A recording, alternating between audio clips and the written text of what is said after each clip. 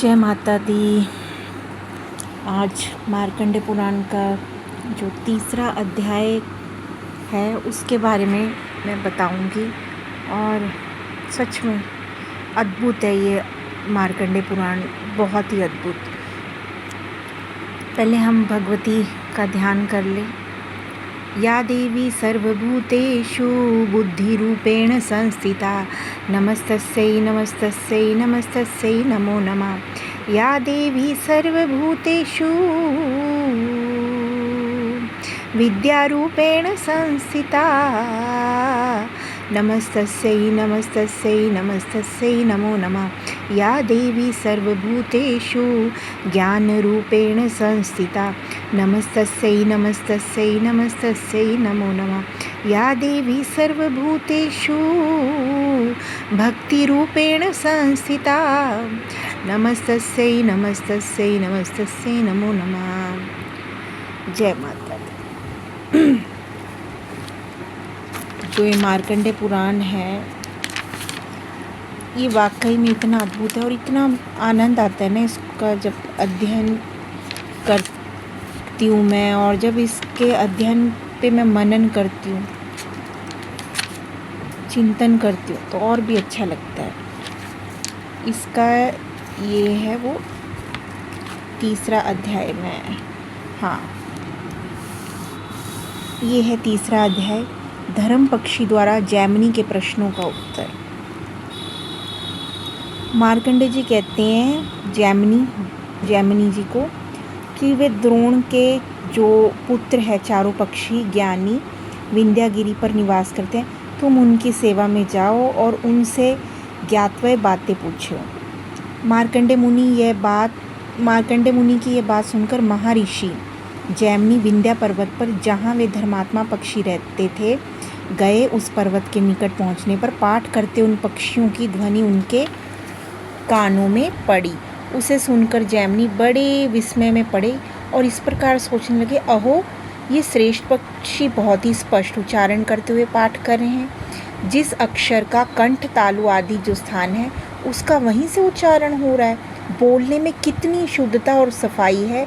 ये अविराम पाठ करते जा रहे हैं, रुककर सांस तक नहीं लेते। श्वास की गति पर इन्होंने तो विजय प्राप्त कर ली है। दिखाई देता है यद्यपि निंदित योनि को प्राप्त हुए हैं, तथापि सरस्वती देवी इनको त्याग नहीं रही है। ये मुझे बड़े आश्चर्य की बात जान पड़ती है।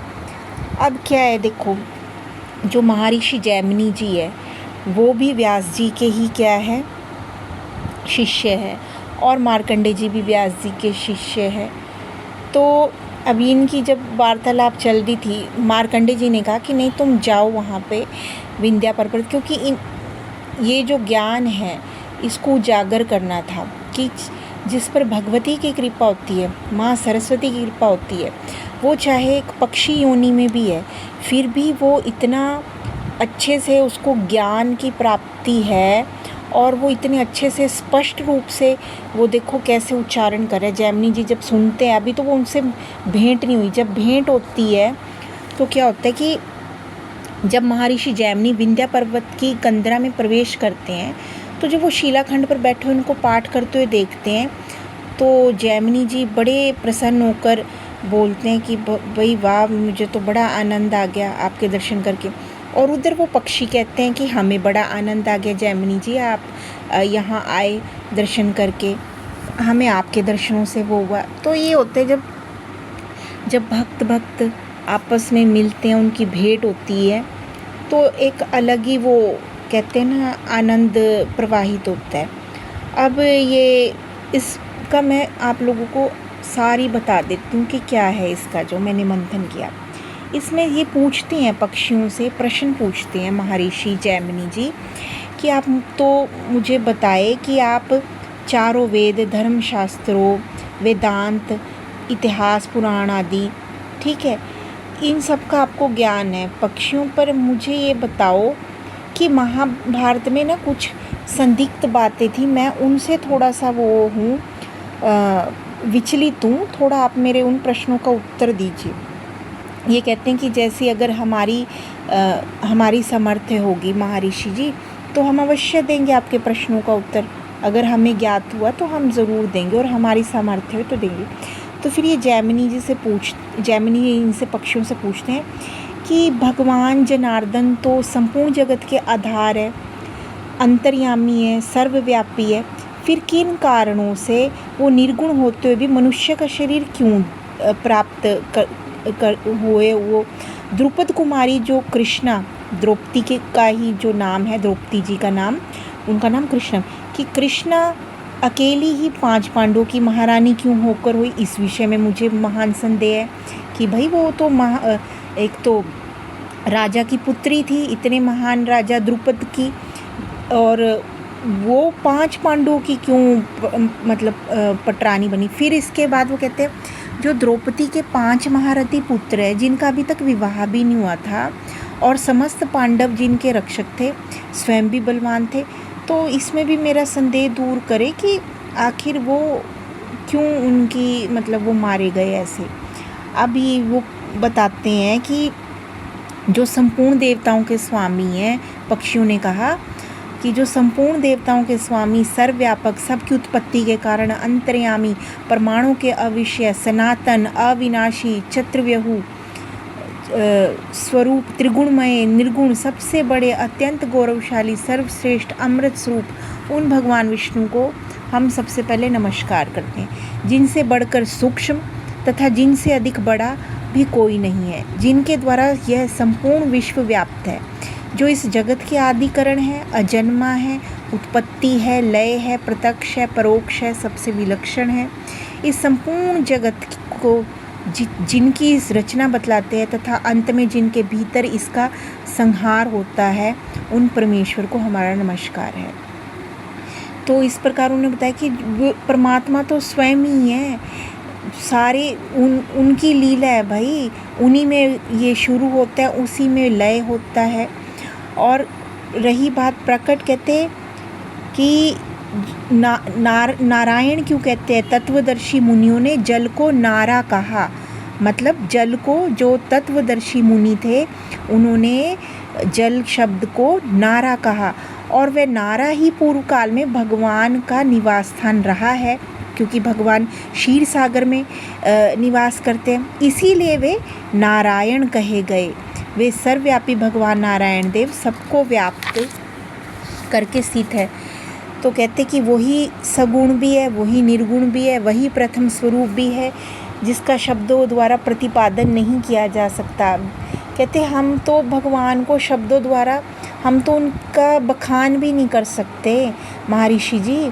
योगी पुरुष भी जो अपनी पूरी योग तपस्या करते हैं, उन किसी को ये वो भगवान की कृपा होती है, तब जाके उनको भी कहीं दुर्लभ, उनके कहीं ज्योत रूप के उनके कहीं दर्शन प्राप्त होते हैं।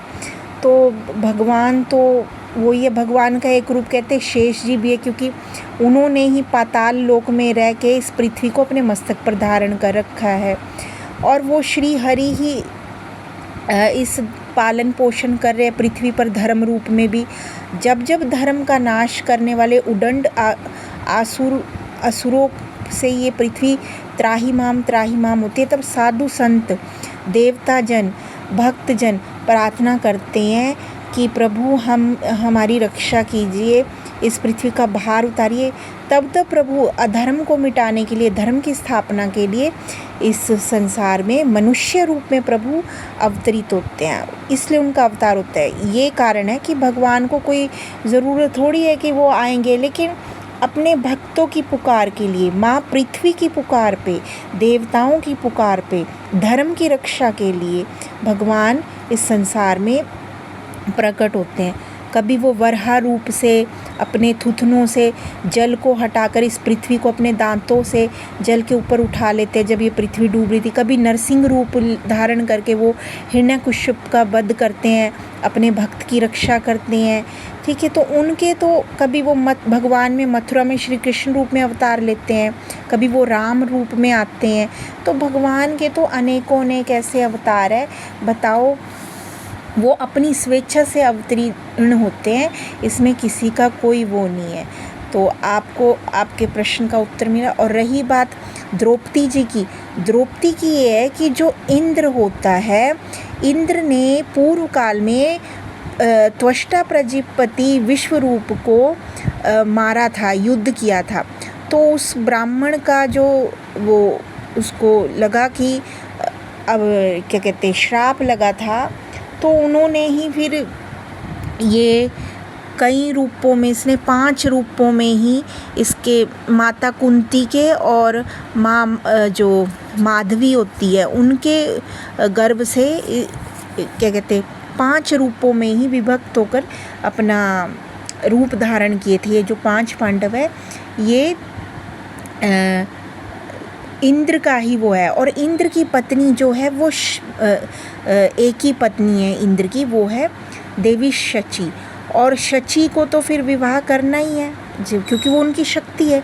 अब पृथ्वी पर वो आए हैं तो इसीलिए तुम्हारी बुद्धि भेद करिए, लेकिन जो भगवान होते, भगवान अनेकों रूप में लीला करते हैं। वो 16,000 रूप धारण कर लेते हैं, उससे भी अलग कितने ही रूप धारण कर लेते हैं। इसी प्रकार जो देवराज इंद्र है उसने अपनी ऊर्जा को, अपने शरीर को 5 उसमें विभक्त किया था। धर्मराज कुंती के गर्भ से में स्थापित किया, फिर महातेजस्वी युधिष्ठिर जी का जन्म हुआ, फिर उन्होंने ही वायुदेव को वो दिया बल से, फिर उनके उदर में फिर भीम उत्पन्न हुआ, फिर आधे अंश से अर्जुन का वो हुआ, फिर अश्विनी कुमार द्वारा मांद्री के गर्भ में जो माता मांद्री थी, जिनको माधवी भी कहते हैं, मांद्री थी जो पांडु की पत्नी दूसरी, उसके गर्भ से नकुल और सहदेव के रूप में हुए।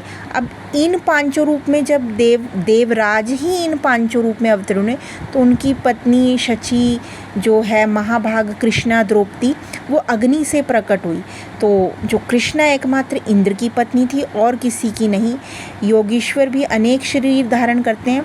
जब आपने योगियों को देखा होगा तो योगी भी बहुत शरीर धारण कर लेते हैं, अनेक तपोबल इतना बढ़ जाता है। तो इसमें संदेह की क्या बात है, अगर इंद्र ने 5 रूप में 5 पांडवों के रूप में उसने अपना शरीर धारण किया। तो ये रहस्य बताया इसमें जैमिनी जी को पक्षियों ने। तो उम्मीद करती हूँ सबको माँ भगवती की कृपा से तीसरा अध्याय भी अच्छे से समझ आ गया होगा। जय माता दी, राधे राधे।